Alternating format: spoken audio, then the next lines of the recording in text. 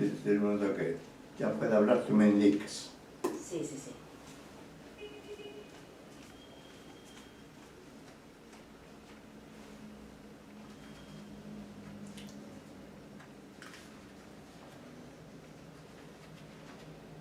This call is now being recorded. Listo, doctor, ¿puede usted empezar? Muy bien, muy buenas tardes a los alumnos matriculados en el curso de Literatura Hispanoamericana del siglo XX, Narrativa 1. Estamos acá ya en el auditorio o en el aula virtual y esperamos que los estudiantes asistan como corresponde, ¿no? Para poder continuar el curso.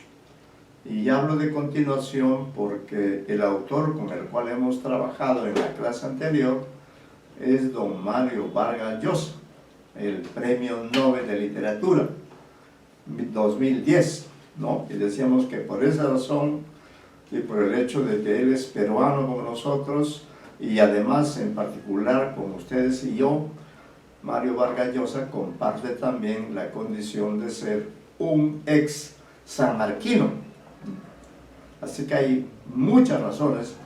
Y una cuarta sería pues que la obra de Mario Vargas Llosa es inmensa, ¿no? Es una especie de guerra del fin del mundo, como dice alguna de sus novelas. Por eso es que particularmente en el caso de Mario Vargas Llosa nos hemos visto obligados a elaborar una cronología que se hizo con ayuda de ustedes. Ustedes participaron para hacer esa cronología de las obras de Mario Vargas Llosa desde su lejano cuento, su lejano libro de cuentos llamado Los Jefes, que se publicó en 1959, ¿no?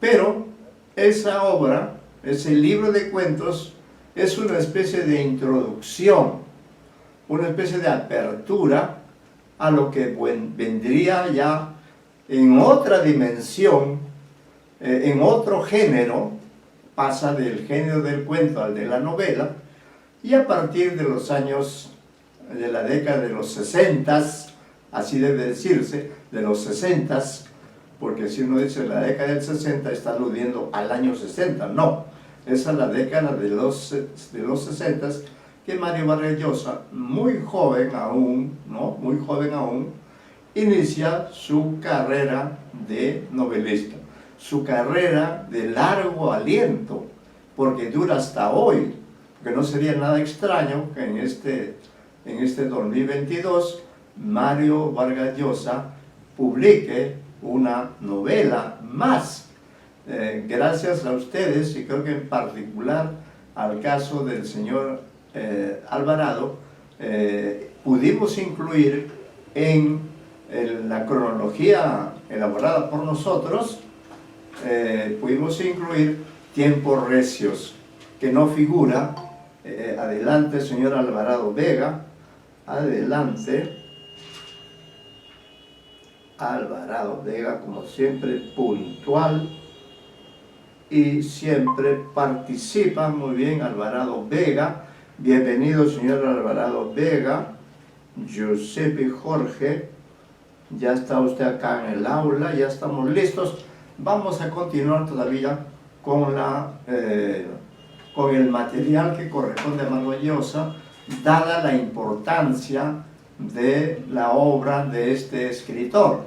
Vamos a continuar con la lectura de este material preparado por nosotros, para ustedes. Ya está listo también el material del siguiente narrador, no decimos el nombre, está en el sílabo, ¿no? Pero todavía nos parece que Mario Vargas Llosa se merece, ¿no?, que en esta clase nosotros redondeemos una primera aproximación. Será difícil que cualquiera de ustedes, y yo me incluyo en primer lugar, que sea capaz de estudiar toda la obra novelística de Mario Vargas Llosa. Esa sería una tarea inmensa. Algunos ya en gran parte, algunos la han hecho, ¿no? O bueno, han estudiado algunas novelas. A mí me ha correspondido publicar, bueno, más de dos textos, pero en relación con la producción literaria, preparado un artículo acerca del premio Nobel específicamente, que está en un libro que ahora les voy a mostrar, ¿no? Y también se publicó otro artículo mío en otro volumen. Estos dos volúmenes, bueno, ahora los voy a mostrar. Vamos a esperar que sus compañeros asistan. Nos quedamos en la página 5 de nuestro material y a partir de allí vamos a continuar con la lectura. Vamos a retomar el párrafo que ya leímos, porque a través de ello también queremos destacar que Mario Vargas Llosa es un excelente, exigente crítico literario.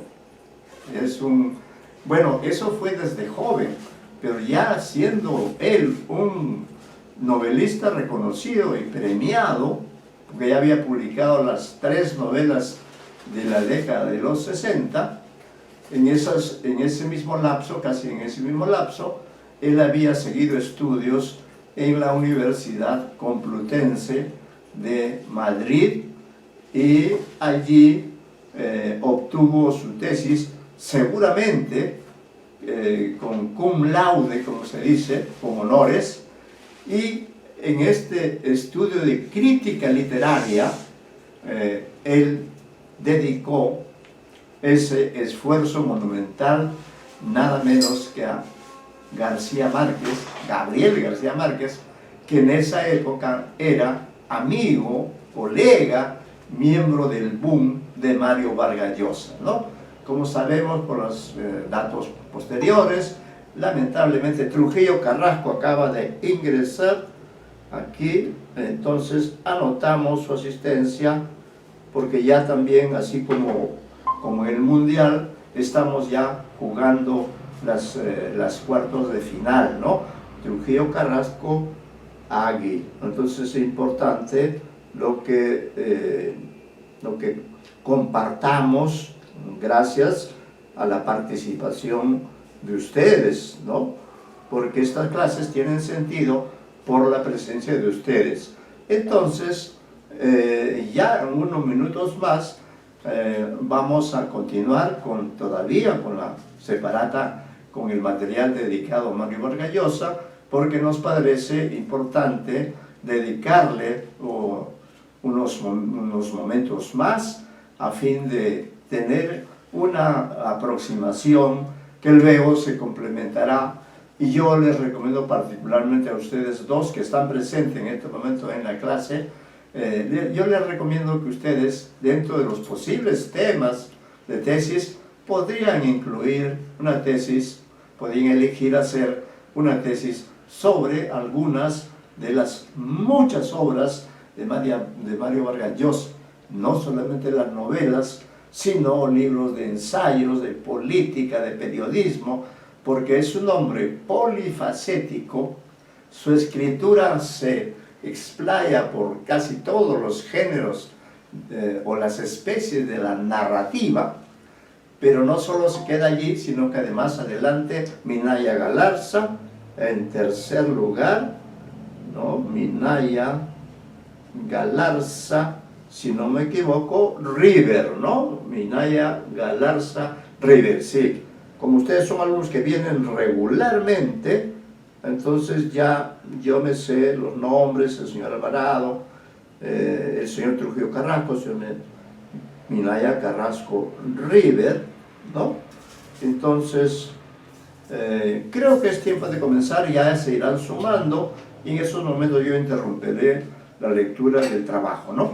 Entonces, quiero trabajar todavía con este material que les preparé, ¿no? Que se basa ciertamente en autores, en críticos reconocidos, ¿no? Y hemos quedado nos hemos quedado en la lectura en la clase anterior al terminar ese párrafo donde precisamente se hace referencia a su faceta de crítico literario. Por eso repito este párrafo para continuar, algo que todavía oficialmente en la clase no hemos leído, aunque quizá ustedes pueden haber leído, pero de todas maneras retomamos la clase con este párrafo para resaltar su condición de crítico literario, ¿no? Se dice en la página 5, en el primer párrafo, porque el otro viene de la página anterior, Vargas Llosa resulta también el mejor teórico del género de su promoción. Su libro, García Márquez, Historia de un deicidio, 1971, no constituye solo el más penetrante estudio sobre la obra del Nobel colombiano, sino que a través del análisis de su obra adivinamos algunas de sus muy calculadas técnicas, diferencias personales entre ambos autores impidieron que el libro circulara normalmente hasta que excepcionalmente fue incluido en el volumen sexto de sus obras completas de 1905.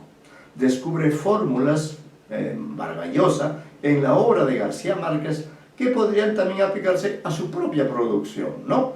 Los vasos comunicantes, la caja china, la muda o salto cualitativo, el dato escondido y fundamentalmente una concepción de la novela como totalidad y del narrador como deicida,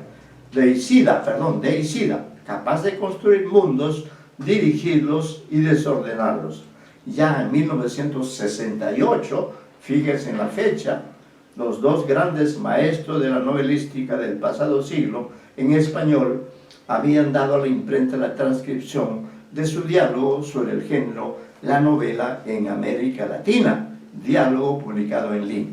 Ustedes conocen ese libro que es la transcripción del diálogo que sostuvieron Vargas Llosa y García Márquez en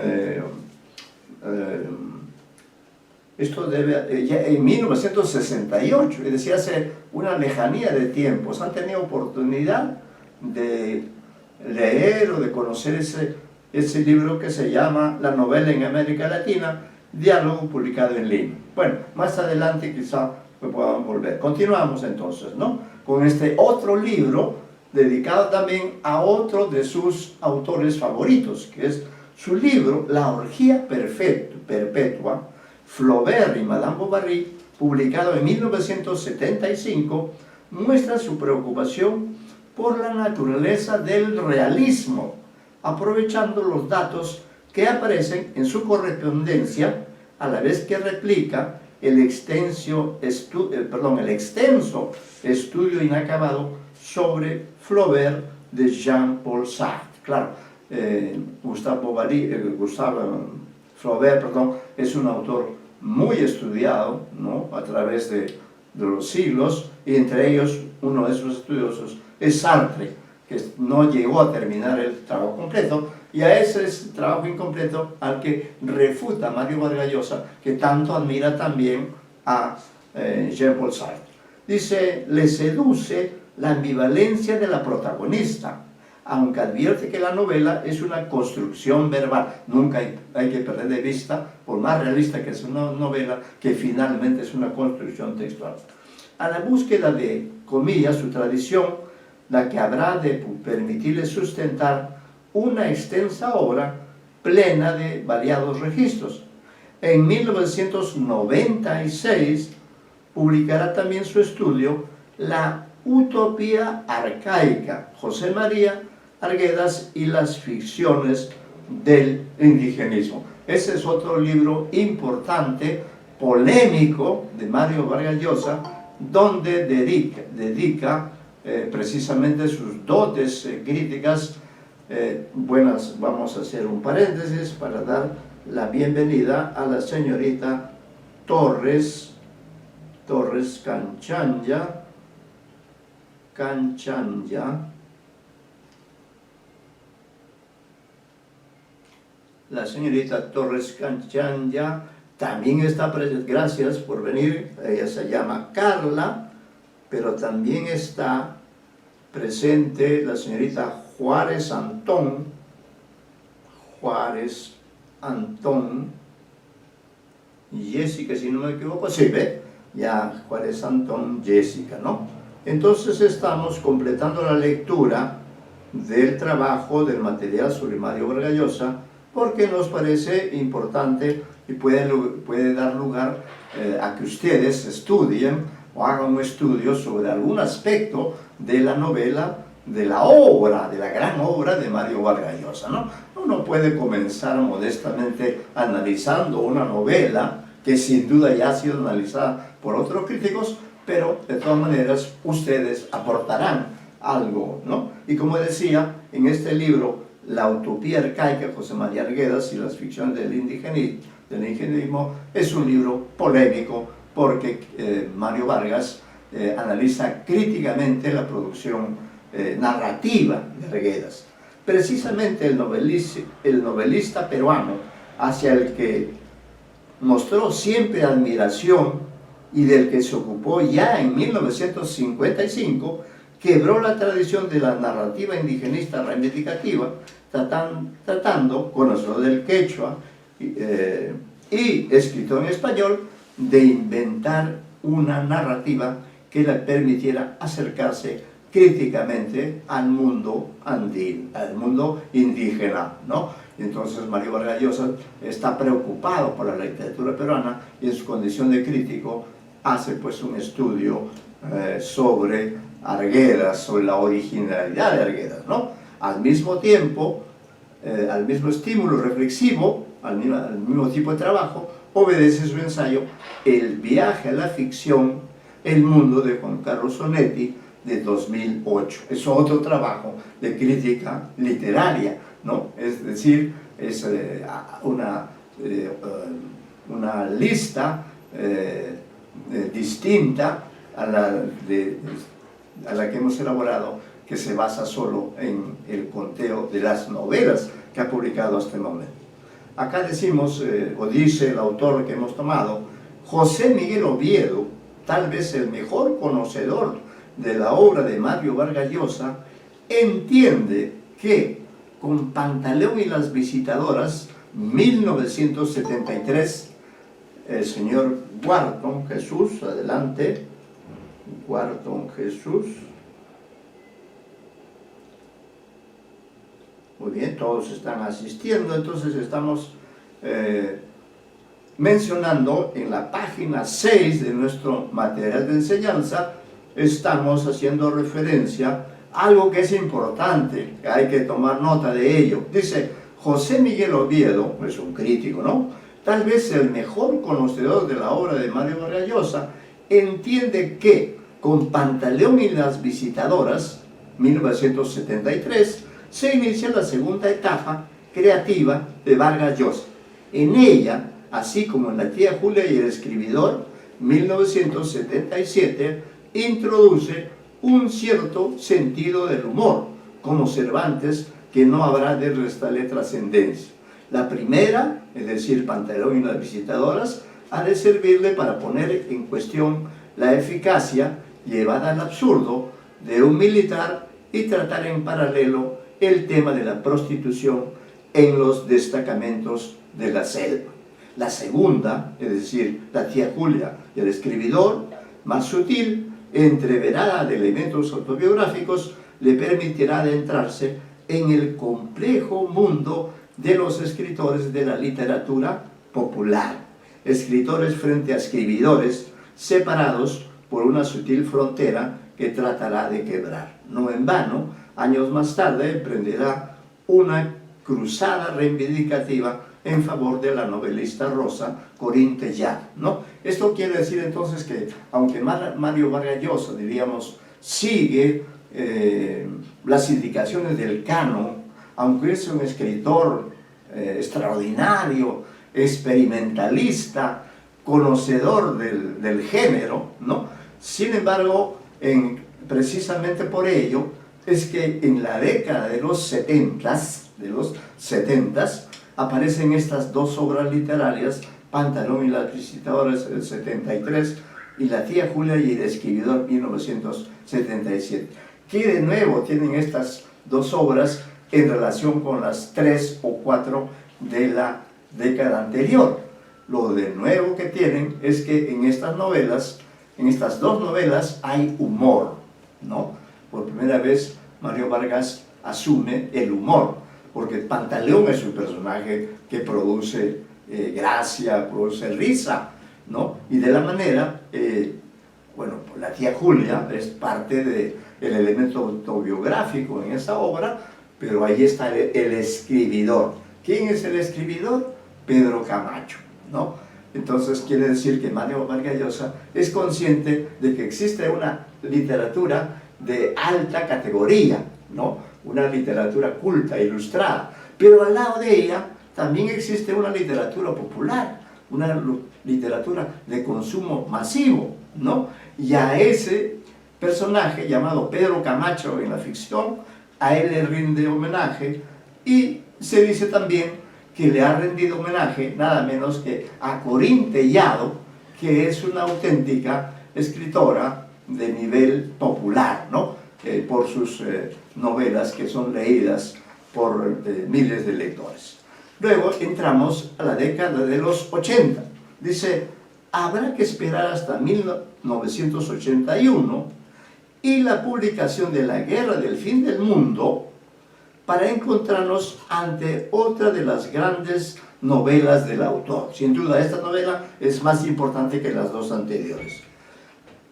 Amplia por su extensión, ambiciones y propósitos, documentada y rica en recursos, próxima a la intencionalidad de un Tolstoy, ¿no? Es decir, Vargas Llosa es un gran novelista que quiere ser como los grandes, ¿no? Como Tolstoy, como Dostoyevsky, etc. El escenario de la Guerra del Fin del Mundo en esta ocasión será el Brasil de los Certaos, ¿no? La parte rural, Canudos, en el noroeste, en el estado de Bahía, así como el tiempo elegido se retrasará hasta las postrimerías del siglo XIX.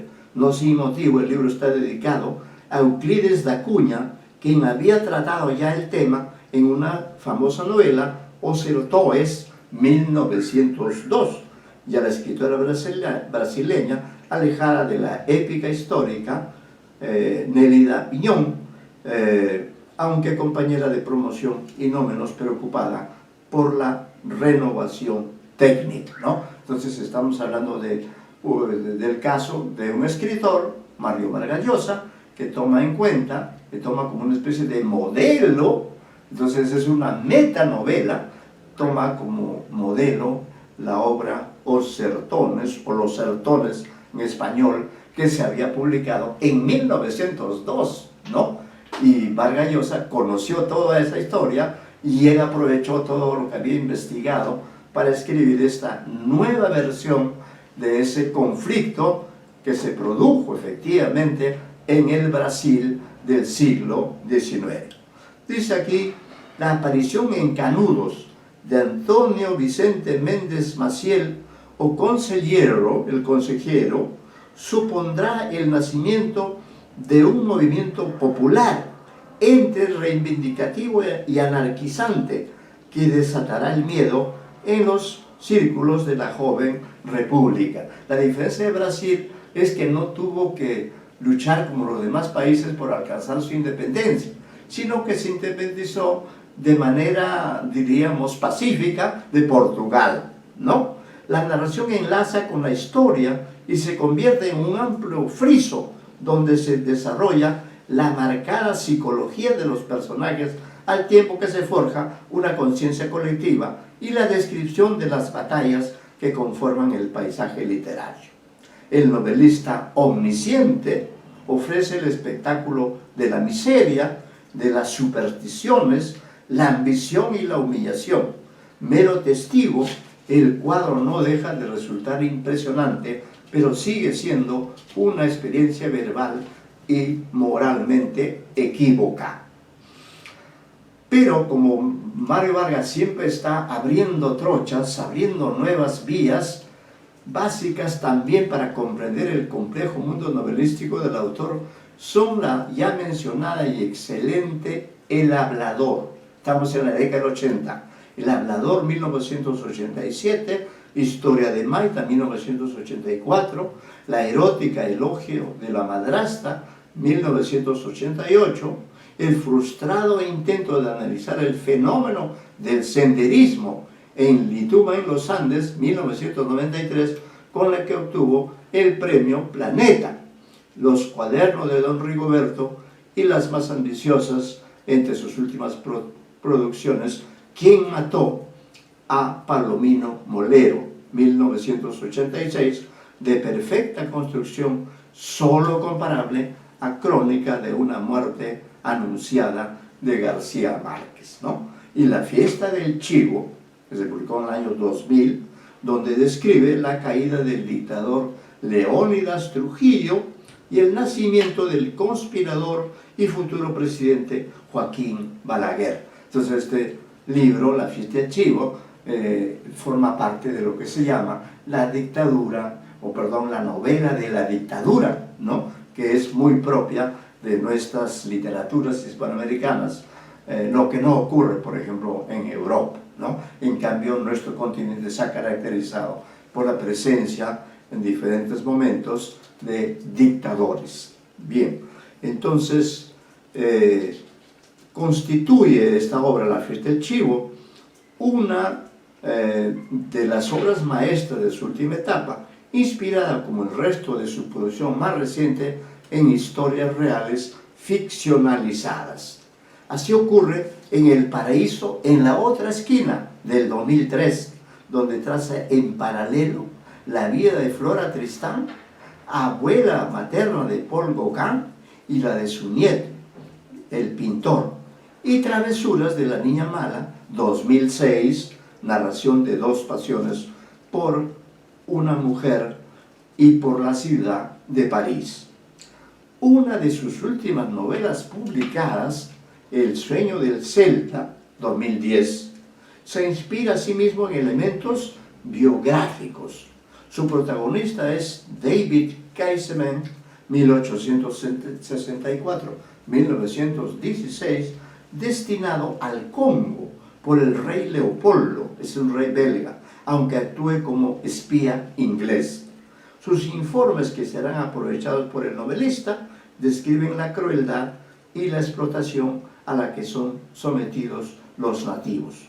Su segunda misión se desarrollará en el Perú, siguiendo el caucho, pero su origen irlandés le llevará a la prisión, desde donde relata sus aventuras en la que será ejecutado. La aparición de la novela coincidirá con la concesión del premio Nobel, ¿no? Como ustedes recuerdan, efectivamente, ese es El sueño del Celta. A ver, ¿cuál de ustedes ha leído quizá El sueño del Celta? Podría ser interesante ahora una impresión sobre esa novela, que es significativo porque justo coincide con la otorgación del premio Nobel, ¿no? ¿Alguien de ustedes leyó esa novela, El sueño del Celta?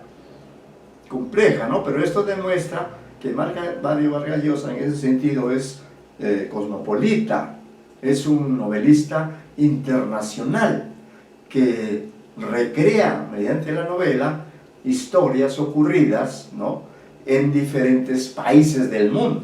Por ejemplo, esta novela, El sueño del Celta, ¿no?, está ambientada en Europa, en África y hasta en el Perú, ¿no? Entonces, ese año obtiene el premio Nobel y en su discurso de aceptación se ofrecerán algunas de las claves esenciales de su obra, pero esta se desarrolla también en otros ámbitos, como el teatro que ha reunido y sus artículos periodísticos en Contraviento y Marea, 3 volúmenes en la edición, Contraviento y Marea, 3 volúmenes en la edición de 1990, Desafíos a la Libertad, 1994, y la recopilación de ensayos literarios de gran interés, La verdad de las mentiras, que tiene 2 ediciones, 1990 y 2002, ¿no? hay un cero de más ahí, corrijan por favor,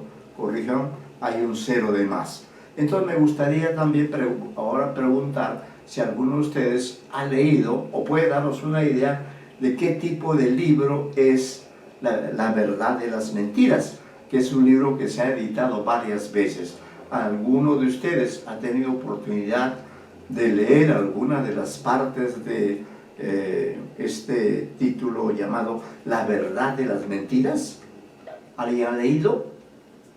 ¿Ha tenido oportunidad?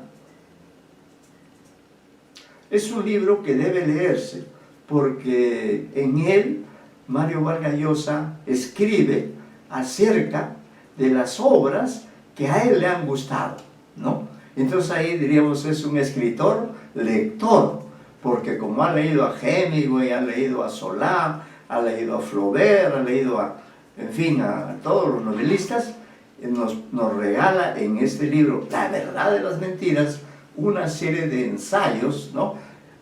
Acerca de la lectura que él ha hecho de esas obras, ¿no? Y debo decir que este señor, Jorge Coaguila, cuyo libro nos inspiró para hacer la cronología, él sigue en este libro, hasta cierto punto sigue este modelo de hablar de las obras de diferentes autores, como ocurre con La verdad de las mentiras. Les recomiendo leer este libro porque en él Vargas Llosa nos entrega ensayos sobre diferentes escritores, ¿no? Para demostrarnos que él ha sido y es un gran lector, ¿no?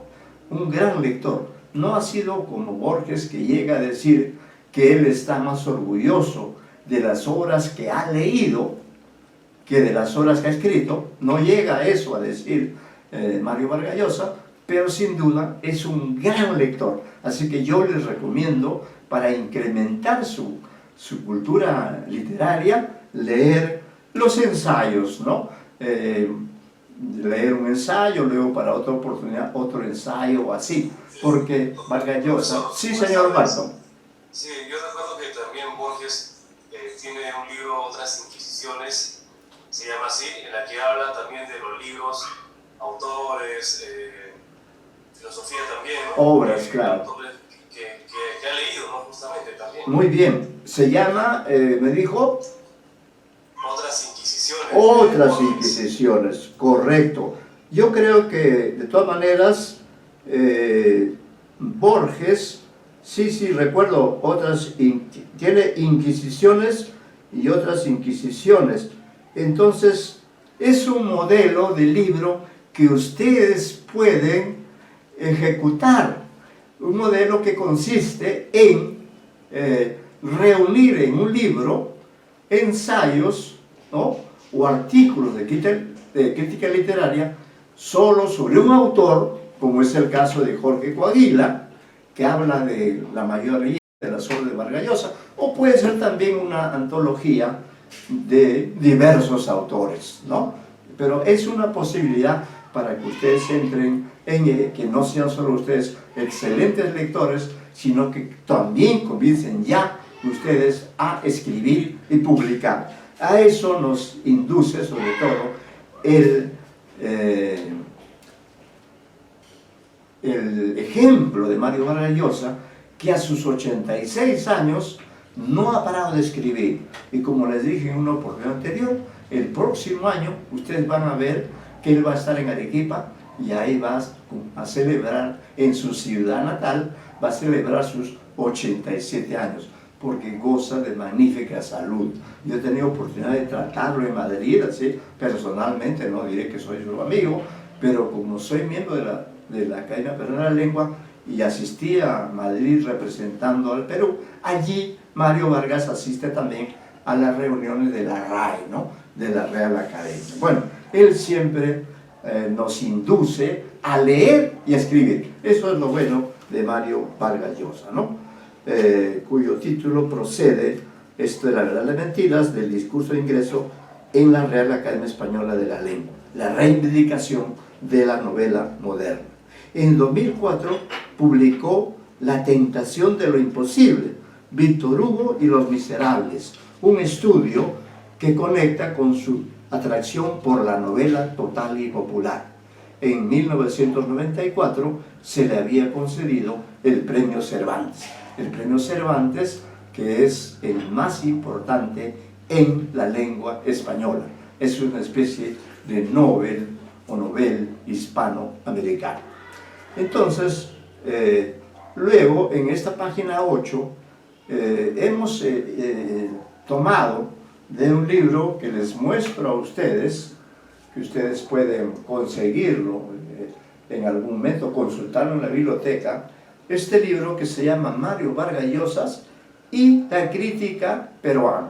Les explico también, es un tipo de libro que ustedes que van a ser de todas maneras escritores, creadores o críticos, vayan viendo los diferentes modelos de libros que se pueden hacer, ¿no? Incluso pueden hacer un libro en el que ustedes figuren solo como editores, solo como los que han recopilado artículos de otros especialistas acerca de otros autores y poner simplemente editor. Acá, por ejemplo, el editor es Miguel Ángel Rodríguez Rea, ¿no? Bueno, ¿cómo surgió este libro? Fíjense, recuerden ustedes que el año 2010 Mario Vargas gana el Premio Nobel de Poesía. Entonces, lógico, eso causa una impresión, una alegría. Yo recuerdo haber visto esa ceremonia nada menos que en nuestra universidad, en la Facultad de Letras, ¿no? Entonces, todo el mundo que pertenece a la crítica literaria, etc., formula ideas para ver de qué manera se elogia a Mario Vargas Llosa. En ese contexto surge este editor que es Miguel Ángel Rodríguez Rea, que fue profesor también en San Marcos, fue un gran amigo mío, ¿no?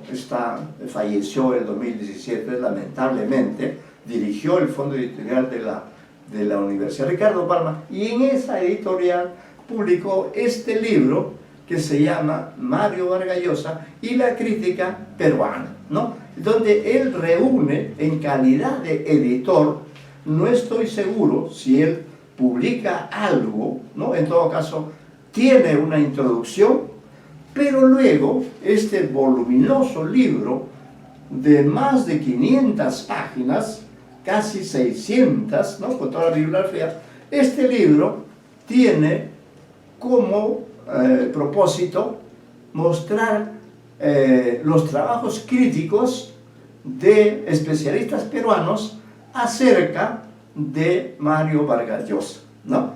Y entonces aquí, por ejemplo, en lo que corresponde a narrativa, resulta que Sebastián Salazar Bondi publicó un trabajo sobre Mario Vargas Llosa y su mundo de rebeldes.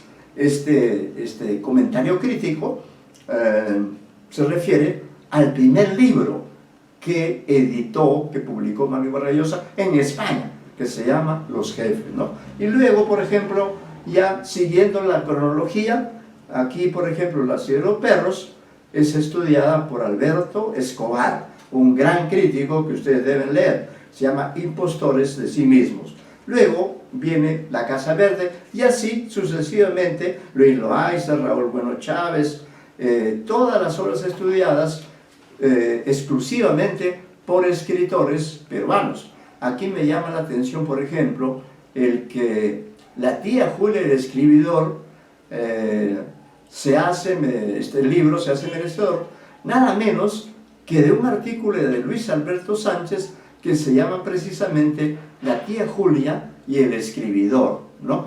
Y para ese época yo creo que ya Luis Alberto Sánchez, que fue el rector de nuestra universidad, ya era ciego, ¿no? Sin embargo, él seguía leyendo mediante la ayuda seguramente de algún asistente. Entonces, no es extraño que él haya publicado, ¿no? Ahora, hemos seleccionado en nuestro material, hemos seleccionado un par de artículos de este libro, ¿no? De este libro que, como les digo, les recomiendo conseguir y leer, porque ahí ustedes van a encontrar información variada acerca de todas las facetas. Ahí publiqué yo también en la sección varia, cuando se agrupan artículos que no pueden ser clasificados en otros Entonces yo publiqué un artículo que se llama Mario Vargas Llosa, el premio Nobel en 3 tiempos, ¿no? En este artículo lo que yo hago es tomar la noticia del premio Nobel para ver de qué manera ese hecho impactó a Mario Vargas Llosa. Entonces es un artículo no referido a ninguna novela en particular, sino referido al acontecimiento, ¿no? A cómo le impactó a él. Así que cuando lean este libro tendrán oportunidad de, vamos a leer unas líneas iniciales para que ustedes se hagan una idea de lo que yo escribí en esa oportunidad, ¿no? Voy a leer solamente, dice, unos párrafos para dar idea de lo que yo propongo en este artículo llamado Mario Vargas Llosa, el premio Nobel en 3 tiempos, ¿no? Este trabajo es del 2011. ¿Qué digo allí? La Academia Sueca decidió finalmente otorgar el premio Nobel de Literatura 2010 al escritor peruano hispano Mario Vargas Llosa en reconocimiento a su vasta y valiosa obra escrita, apreciada en gran parte del mundo. Como era previsible, la noticia del premio, la ceremonia de entrega del mismo y el banquete en homenaje al insigne hombre de letras y a los otros galardonados fueron razones justificables para que Vargas Llosa pergeñe, escriba, sendos textos directamente motivados por los 3 sucesos enumerados, ¿no? Esos 3 sucesos son la noticia del premio, la ceremonia de entrega del Nobel y el banquete, ¿no? Nos proponemos comentar el contenido y la proyección de ese trío de piezas escritas que el flamante Nobel dio a conocer al calor de la atmósfera de entusiasmo y de orgullo que se generó a partir del jueves 7 de octubre del 2010, concedido, se publica mundialmente la noticia, el máximo galardón literario concedido al autor de La ciudad y los perros y de muchos otros libros famosos creados por la pluma incansable y vital de nuestro compatriota, ¿no? Entonces lo que yo hago es analizar, pues, cómo reaccionó Mario Vargas Llosa ante la noticia del Nobel. Escribió algo sobre ello, sin duda, que es lo que analizo yo en este artículo, ¿no? Que está fechado el 10 de octubre del 2007, ¿no? Luego también, es un artículo más o menos extenso, allí también analizo el discurso que él dio en la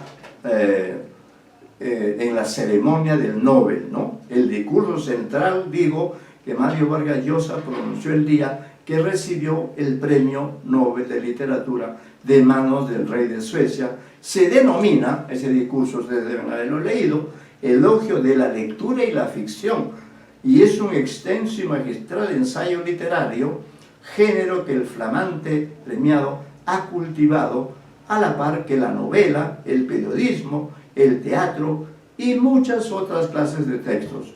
Por su extensión, brillo y riqueza de contenido, es muy difícil intentar una visión de conjunto de dicho ensayo, pero sí es posible destacar algunas ideas centrales o ejes en la visión del mundo que el autor nos propone, ¿no? Entonces este artículo que yo preparé para que se publicara, fíjense la hazaña del editor, de mi querido amigo Miguel Ángel Rodríguez Rea, que a Mario Vargas Llosa le dieron el premio Nobel en octubre de 2010, la ceremonia fue en diciembre de ese mismo año, y este libro, fíjense, fue publicado en 2011.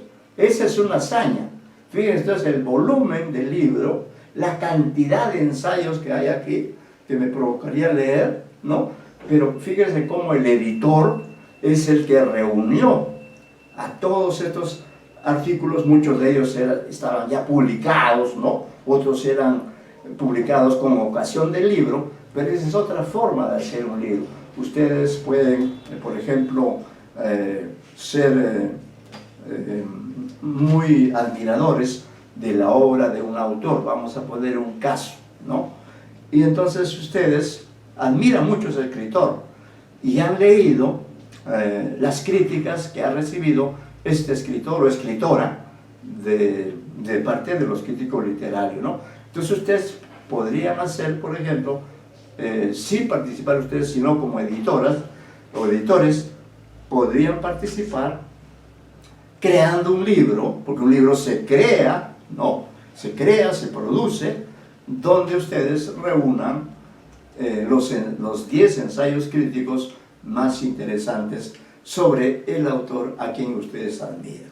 Señorita Juárez Antón, ¿ha captado la idea que le he dado? ¿Podría usted mencionar el caso de algún autor a quien usted quisiera dedicarle como editora, no como autora todavía, ¿no? Sino como editora, un libro como este, quizá no tan extenso, ¿no? Pero que sí sea un aporte suyo? Entonces ahí figurará la señorita Juárez Antón Jessica, editora. Usted no ha publicado allí ningún artículo suyo, salvo la introducción, lo que no quita que también, además de la introducción, podría usted, ¿no? Podría usted también, diríamos, incluir un texto suyo, ¿no?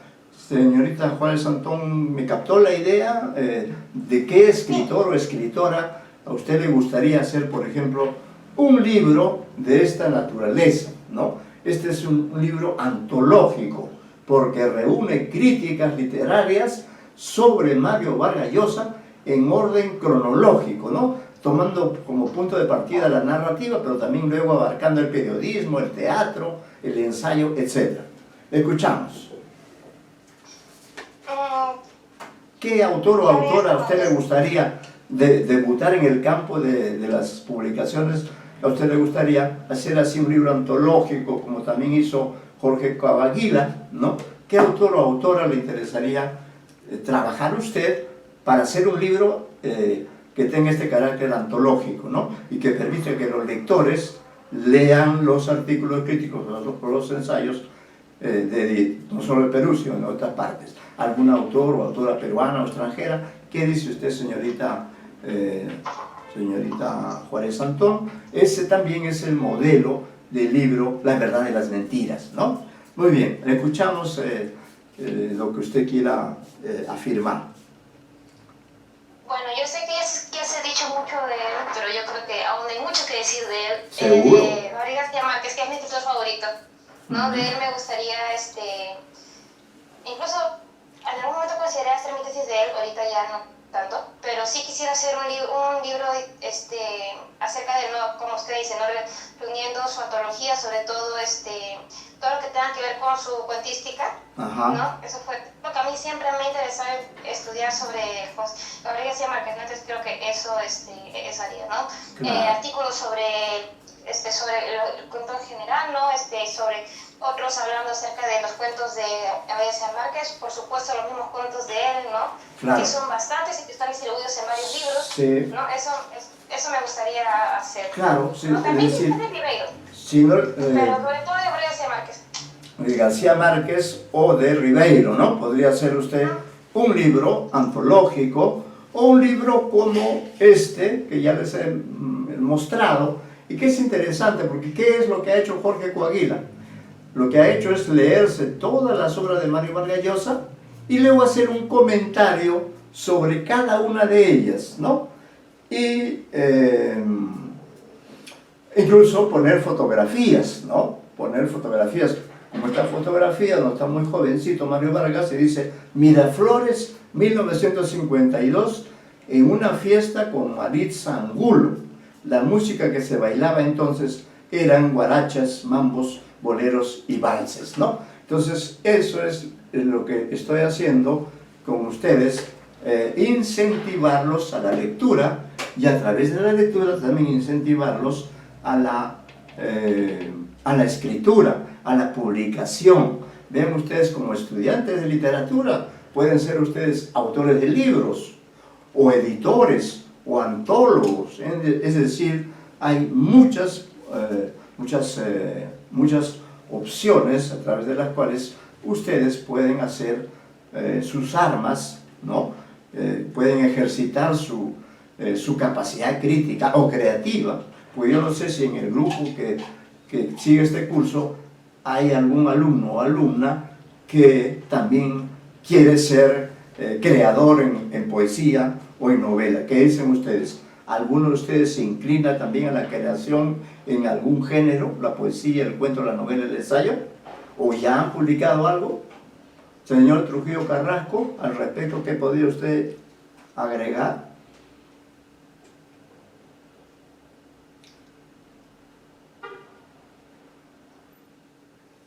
En mi caso no he publicado nada de creación literaria. Bueno, es usted muy joven, pero le recomiendo sí, a todos ustedes, que todos son jóvenes, que piensen en realizarse como literatos que son a través de la publicación, poco a poco, ¿no? Yo no le estoy diciendo, ¿por qué no, de ninguna manera, ¿no? Yo, por ejemplo, tuve la oportunidad de publicar mi primer libro, una biografía pequeña sobre César Vallejo, cuando tenía 20 años, ¿no? Pero después me tardé muchos años en no publicar, ¿no? Entonces no he sido un autor que ha tenido la continuidad de Mario Vargas Llosa, ¿no? Pero sí he publicado algunos libros. Bueno, vamos a leer aquí las dos críticas que hemos elegido de este libro, ¿no? De este libro. Y entonces vamos a leer en primer lugar en la página 8 el artículo que se publicó en la prensa 14 de octubre de 1977, ahí está el dato en la página 8, y el autor es Luis Alberto Sánchez, ex rector de San Marcos, literato, ¿no? Y él también polifacético. La tía Julia y el escribidor de Mario Vargas Llosa. Entonces ese es un comentario sobre esta obra. ¿Qué dice nuestro estimado Luis Alberto Sánchez? Dice, hace ya algún tiempo que, encarando la novelística de Mario Vargas Llosa, dije que estábamos ante un escritor en trance de definición. Sus cinco novelas hasta ese momento, ¿no?, permiten entrever su inquietud y su vocación, mas no su estilo, lo cual tiene sus ventajas y desventajas. Las primeras porque permiten que el estilo no se mineralice, es decir, que el estilo no sea algo que no cambie, ¿no? Las segundas, es decir, las desventajas, porque impiden identificar al autor. En esta nueva novela suya, La tía Julia y el escribidor, pareciera que Vargas ha reanudado en parte el hilo de La ciudad de los perros y los cachorros, salpimentándolo, observen este término que ustedes probablemente no hayan usado, salpimentándolo, ¿no?, es decir, combinándolo con la alegre malicia de Pantaleón y los visitadores, de lo cual emerge un relato llano, sin baches, como pista asfaltada, con muchas curvas. Se permite también jugar con algunas figuras literarias, ¿no? De él brota también un hábito de picardía limeña en algo semejante al de Un mundo para Julius de Bryce, que se ha publicado en el 70, ¿no?, y La Surrutia, más antes, de Díez Canseco. Dos ejemplos de limeñismo literario. Vargas Llosa, además, parece abandonar alguna de sus antiguas fórmulas narrativas, como sería el triple monólogo interior de La Casa Verde y la manía discursiva de conversación en la catedral. La novela que acabamos de leer revela el frecuentamiento provechoso de escritores norteamericanos, tan amenos como Saul Bellow. Sirve para que el autor saque del limbo sus recuerdos de adolescencia y luzca su humor como los Genaros, padre e hijo, el hijo del arquitecto Aramburú, a Guido Monteverde, Honorio Delgado y otros, ¿no? Esos son personajes que ustedes ya no han conocido. Los ambientes corresponden a antiguos recuerdos de Mario Vargas Llosa, la Radio Central y Radio Panamericana, Miraflores, el Parque Salazar, una casa de San Isidro, el restaurante Branza, en suma, el mundo periodístico limeño de principios de los 50. Como en La espuma de Afrodita, de Felipe Sassone, algunos protagonistas aparecen con sus nombres verdaderos. Dice, sigue Luis Alberto, no trato de averiguar si el argumento de la tía Julia es real o no. Puede ser una liquidación de memorias de una época de indecisión sentimental.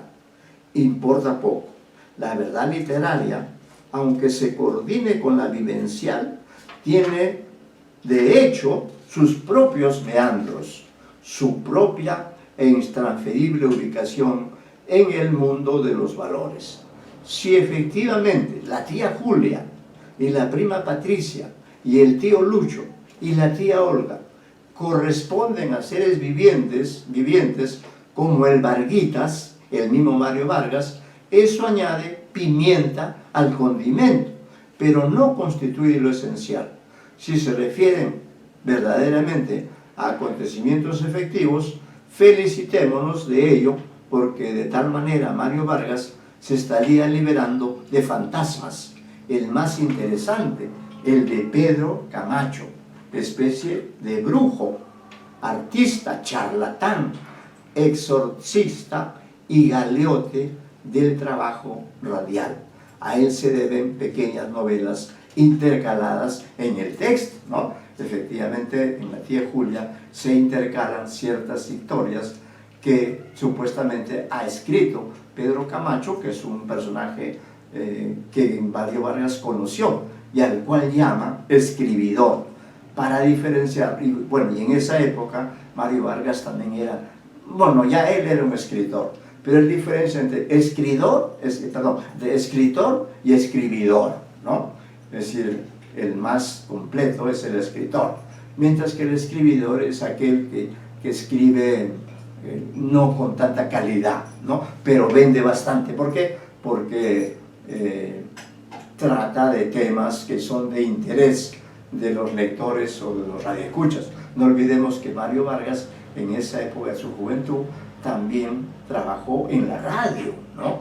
Fue un hombre que trabajó en la radio Panamericana, y también años después, cuando usted todavía no existía, también él dirigió un programa en el Canal 4, en el Canal 5, eso debe haber sido en la década de los 80, ustedes todavía no existían, ¿no? Y se llamaba La Torre de Babel, y eran programas semanales, ¿no? En los que él entrevistaba a un personaje. Alguna vez, por ejemplo, entrevistó a Luis Alberto Sánchez, ¿no?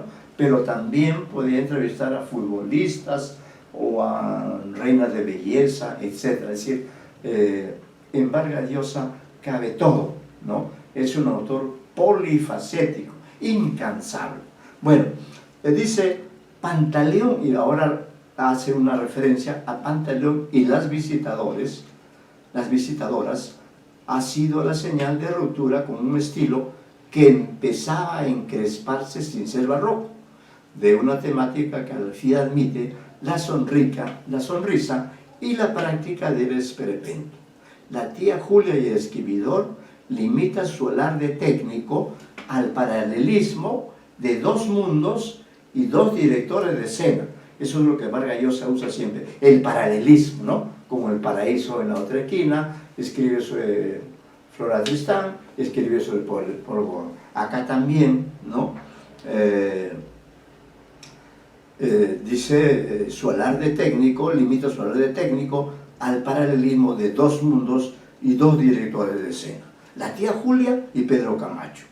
Bella en su incipiente madurez, el otro absolutamente esperpéntico, ¿no? Seguramente más de un lector se esforzará en ubicar exactamente a los personajes en nuestra realidad citadina. Turbio empeño, el pueblo literario, la creación es mucho más que su gestión, y esta obra de creación presenta aspectos muy definidos, aparte del sistemático contraste entre la ficción, guión Camacho, y la realidad, guión tía Julia, entre la imaginación y la evocación. Vargas ha bajado la tensión de sus primeros relatos, ha cepillado las aristas comillas de furia social, de arenga guerrillera, y los ha nivelado al ras de sus apetencias, gustos y posibilidades, ¿no? Entonces, podemos decir, ¿no?, a partir de lo que afirma Sánchez, que efectivamente en la década de los 70s, Mario Vargas, con estas dos novelas, Pantaleón y las visitadoras y La tía Julia el escribidor, cambió el rumbo de su narrativa, de su novelística, ¿no? Las obras escritas en los 70s son muy diferentes a las escritas en los 60s, ¿no? ¿Por qué? Porque en las de los 70s hay humor, hay ironía, ¿no? El caso de Pantaleón y las visitadoras, ustedes saben que esa novela se convirtió en una película. ¿Alguno de ustedes ha visto esa película?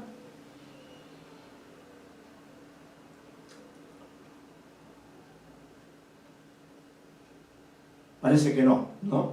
Bueno, algunas de las obras de Mario Vargas Llosa se han convertido en películas. Tienen ustedes, por ejemplo, La ciudad de los perros. Se convirtió en película, ¿no? Y luego Pantaleón y las visitadoras también. Y creo que alguna más, ¿no? Alguna más. Dice, seguramente más de un lector se esforzará en ubicar exactamente a los personajes en nuestra realidad citadina. Bueno, ya hemos leído este párrafo. Entonces, en estas obras muestra sus apetencias, gustos y posibilidades. Ellas reflejan el fondo esteticista y aristocratizante del autor. Pese a sus orígenes provincianos, Varguitas, le llama Mario Vargas, se parece más al niño Goyito que a Rosendo Maki, ¿no?, que es el personaje de la obra de Ciro Alegría. Y eso está muy bien. La literatura es un espejo y un cárcax. Refleja y proporciona material para disparar sobre cualquier blanco. Es más una espita que un gatillo. El aire ligero de esta novela, diferente, nos presenta a un novelista muy cerca, si no ya dueño de su estilo, que, repetimos, viene decantándose desde los cachorros. Ensayó un sesgo apicarado en Pantaleón y llega a su cabal expresión en La tía Julia. Apenas pasados los 40, Vargas Llosa puede sentirse satisfecho de haber hallado la razón de sus predilecciones por el Amadís de Gaula y su renovada pasión por Flaubert y Velo. Ha escrito una novela con ejemplos, como las narraciones orientales, con picardía, como las de Lima, su mundo pese al mundo. Ahora vamos a referirnos a otro crítico que habla sobre una de las más importantes novelas de Mario Vargas, que es La guerra del fin del mundo. Debo decirles que el autor de este artículo, que ustedes lo tienen ahí y lo vamos a leer, ¿no? El autor de este artículo es el maestro Antonio Cornejo Polar, ¿no? Y bueno, debo decirles en un plano confesional que estos dos personajes, es decir, Mario Vargas Llosa y Antonio Cornejo Polar, siendo ambos arequipeños, siendo ambos literatos, el uno creador, Mario Vargas Llosa, y el otro crítico, Antonio Cornejo Polar, sin embargo, no se llevaban bien. Por algunas razones, ¿no? No había una empatía entre el maestro samarquino Antonio Cornejo Polar y Mario Vargas Llosa. Y eso se evidencia, es decir, no es algo que a mí se me ocurre, eso se evidencia en su libro El pez en el agua. Allí en uno de los capítulos del pez en el agua habla de Antonio Cornejo Polar en términos muy críticos, yo diría en términos referentes a la trayectoria de Antonio Cornejo Polar. Yo escribí también a propósito de ello un artículo donde analizo cómo ha sido criticado Mario Vargas Llosa en el libro, en la revista de Antonio Cornejo Polar, que se llama precisamente la Revista de Crítica Literaria Latinoamericana, ¿no? Entonces allí se ve que Antonio Cornejo Polar, al analizar a Mario Vargas, lo hace críticamente también, ¿no? Por eso vamos a leer estas páginas dedicadas a este artículo, que es un poco más extenso y por eso mismo más rico, ¿no? Yo voy a invitar a que ustedes participen en la lectura de determinados párrafos. Por ejemplo, vamos a pedir al señor Alvarado que lea el primer párrafo de esta crítica que está en la página 10. Cada alumno va a leer un párrafo, así que así vamos a practicar y que ustedes también participen.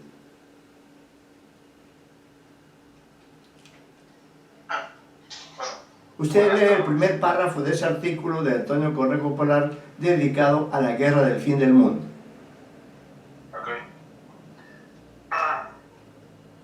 Después de 2 novelas y una obra de teatro menores, Mario Vargas Llosa retorna el camino que había abandonado luego de Conversación en la Catedral, el de la novela entendida como tenso ejercicio intelectual que emplea la ficción en orden al esclarecimiento simbólico de la realidad. En efecto, con la guerra del fin del mundo de Barcelona, Six Barral, 1981, Mario Vargas Llosa vuelve a mostrar su aptitud en encarar proyectos narrativos muy vastos y complejos y para llevarlos a cabo con eficiencia e ingenio poco comunes. En este caso, además, la novela está bajo la temible sombra de Los Sertones, de 1902, de Euclides da Cunha, verdadero monumento de la literatura latinoamericana. Gracias, señor Alvarado. Continúa la lectura del señor Trujillo Carrasco.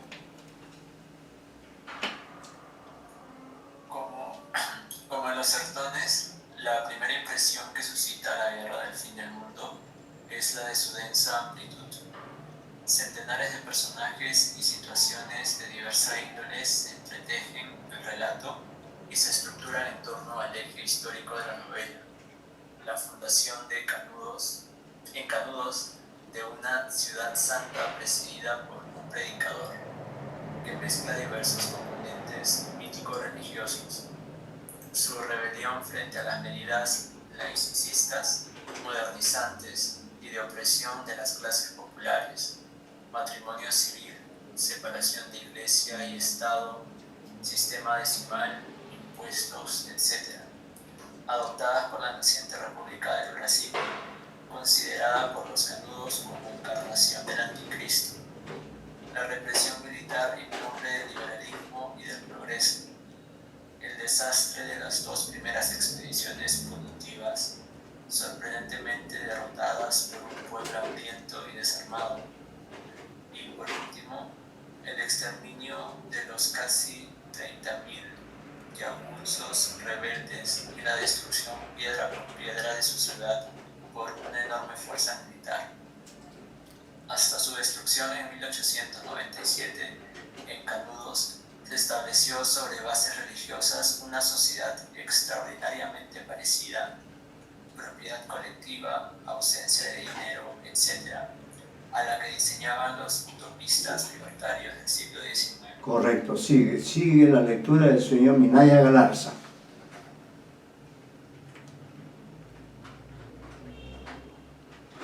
Minaya Galarza. Estamos en la página 11, el primer párrafo, que es breve. ¿Se me escucha, profesor? Se le escucha muy bajo, dígale que... Sí, le escucho muy bajo, señor Minaya. Ahora sí me escuchan. Sí, ya lo escucho, sí. Trate de hablar fuerte para que lo escuchemos. Usted va a leer además un párrafo breve. Naturalmente, la narración de esta historia moviliza una inmensa masa referencial, pero el narrador, con ánimo totalizante, expande aún más el universo representado para incluir el contexto político y numerosos episodios relativos a la existencia íntima de muchos personajes. En este sentido, tienen importancia dos. Galileo Galilei, un anarquista y tecnólogo escocés, Varado solamente es varado en Bahía. Quítele ese en. Un fenómeno escocés varado en Bahía. Un fenómeno escocés varado en Bahía, deslumbrado ante lo que acontece en Canudo. Y un periodista que acompaña al ejército que va a reprimir al consejero. Antonio Consigliero, fundador de la Ciudad Santa, para tratar de dar razón de lo que allí sucede. Gracias, muchas gracias. Señorita Juárez Antón, continúe el siguiente párrafo. Básicamente, la novela se estructura mediante la alternancia de episodios que se vinculan por oposición. Así, en buena parte del relato, los fragmentos dedicados al consejero se oponen a los dedicados al Galileo Galilei, de suerte que el lector pasa de un universo primitivo a otro moderno y debe enfrentarse a dos nacionalidades completamente distintas, representados de manera independiente, en secuencias narrativas hasta formalmente separadas. Ambos mundos se conectan no más que como alteridades inquietantes, en último término excluyentes, sin que sea posible detectar, con los elementos que proporciona el texto, una instancia que los explique globalmente. En este sentido, la oposición es una forma de análisis que puede dar razón de uno y otro de sus extremos, pero que deja escapar la categoría más importante, la de totalidad. Es decir, la oposición es más mecánica que dialéctica, y en esa medida desapercibe que solo en términos de contradicción, no de simple enfrentamiento, podría haberse entendido y representado en la totalidad. Es importante recordar que en los sertones se llega a establecer esta categoría y que por esa interpretación señala que no son dos mundos los que combaten en Canudo, sino uno solo, hecho de desgarramientos atroces, cuya índole profunda es la contradicción que articula a sus partes. Muchas gracias, señorita Giste. Ahora la señorita Torres Canchanya continúe con el siguiente párrafo de este artículo. El carácter mecánico de la oposición que organiza la guerra del mundo está tangencialmente corroborado por el modo como se amplía el espacio de representación. Así, en toda la primera parte, a la alternancia simple de los fragmentos dedicados al consejero y a Gal, se añade la reiteración, en los primeros, de un mismo esquema. El lector sabe muy pronto que la siguiente aparición del consejero será providencial, que encontrará a alguien en una situación dramática, que logrará la adhesión de esa persona, que ella finalmente será uno de los discípulos más cercanos. Se trata, pues, de un proceso también mecánico. Muchas gracias, señorita Torres Canchanya. El señor Jesús Wharton, el siguiente párrafo, en la página 12. De otra parte, Sí. a partir de ahí, Sí. de otra parte, es igualmente visible la preferencia por articular la narración en función de acontecimientos elegidos por el puro azar. En este orden de cosas es representativa la historia de Furema, esa mujer que ronda por todo el espacio novelesco e hilvana hacia el final de la obra a una larga y dispar serie de personajes, desde el varón de Cañabrava hasta el enano de un miserable circo ambulante, sin contar sus relaciones eróticas con el mistero Rufino y Galileo Gal, que se matan por ella en un duelo larguísimo y sin sobrevivientes, con Pegeu y el periodista, lo que a su vez sirve para contraponer la fiereza del cangaceiro a la endeblez del redactor. personaje piensa al respecto? Muy sintomáticamente, que Jurema parece ser la única mujer del sertón, una fatalidad femenina bajo cuyo inconsciente dominio caían tarde o temprano todos los hombres vinculados a Canudos. Muchas gracias. Gracias, señor Alvarado. Retome usted su participación.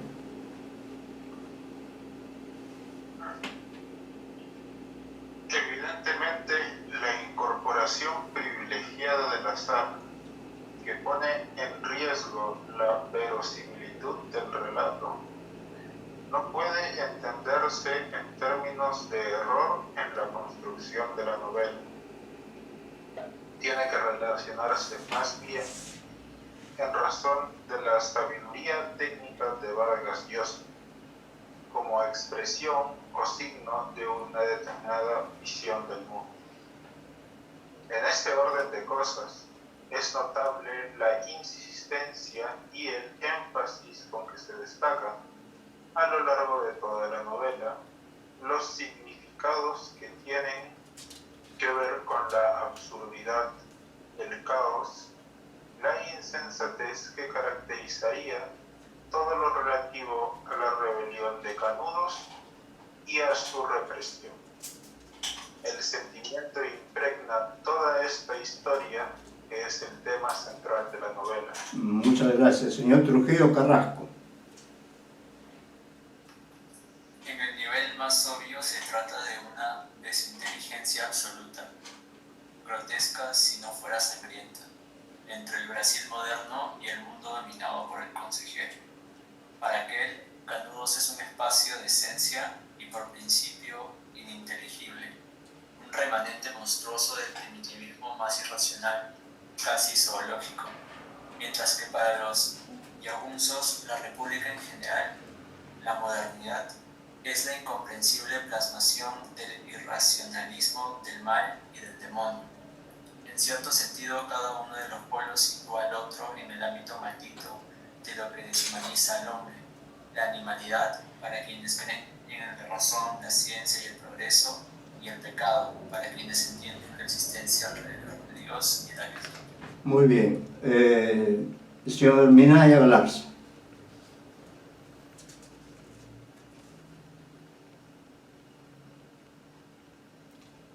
Para la novela, Sí, hablen un poco más alto. Pero la novela... para la novela señala la falsedad de ambas visiones. En Canudos pueden realizarse valores propios de la alta cultura y la modernidad, recaen frecuentemente en actos de salvajismo primitivo, por ejemplo. Por consiguiente, el problema reside más bien en la ineptitud de los hombres y los grupos sociales para entender a otros hombres y otros grupos. Este tema, desarrollado en el plano de la modernidad, implica el cuestionamiento y la negación de la capacidad esclarecedora de sus elementos conceptuales. En efecto, ni la ideología ni la ciencia pueden enfrentar con lucidez el reto de la realidad, como se desprende del unánime proceso de que, con uno u otro instrumento, quieren comprender lo que significa Canudos. Más todavía, son los atributos de la ciencia y de la tecnología, y por supuesto, de la religión en el caso de los yagunzos, los que generan la incomprensión y finalmente propician la crueldad y la destrucción. Dentro de este contexto, es importante interpretar el fracaso de Galileo y del periodismo. Muy bien, del periodista. Señorita Juárez Antón.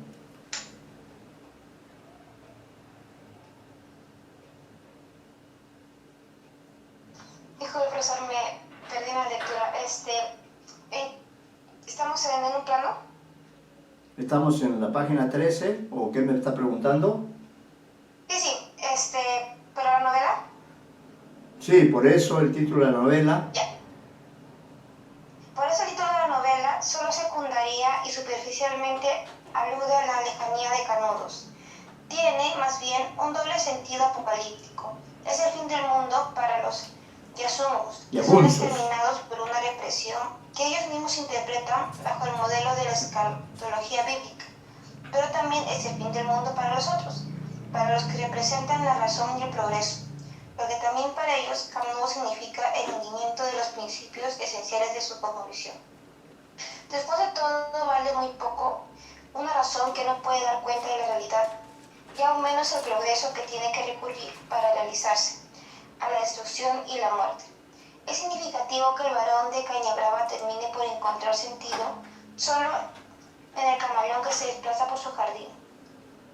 Cita, miró a la ventana pidiendo ayuda, y la encontró, y el camaleón seguía ahí, quieto, hermoso, prehistórico, eterno, a medio camino entre los reinos animal y vegetal, sereno en la resplandeciente mañana. Cierra cita. Frente al cataclismo de Canudo solo queda, como una referencia orientadora, no lo histórico, no lo humano. Bien, yo voy a leer el último párrafo. Dice, y ustedes ya continúan por su cuenta. En este sentido, es un error suponer que la guerra del fin del mundo restaura el viejo esquema que opone civilización a barbarie. La verdad es que hubiera sido insólito que se recurriera a esa arcaica y desprestigiada interpretación de América. No lo hace sin duda, pero su sustitución por la ambigüedad y el relativismo genera un significado que debe ser materia de debate.